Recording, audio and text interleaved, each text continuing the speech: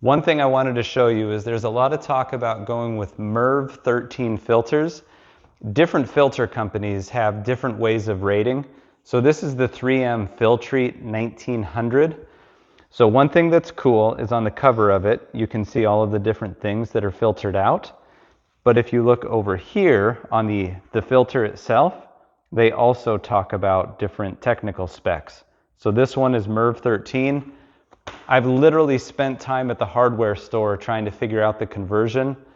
Nicely done, 3M. This makes my life easier.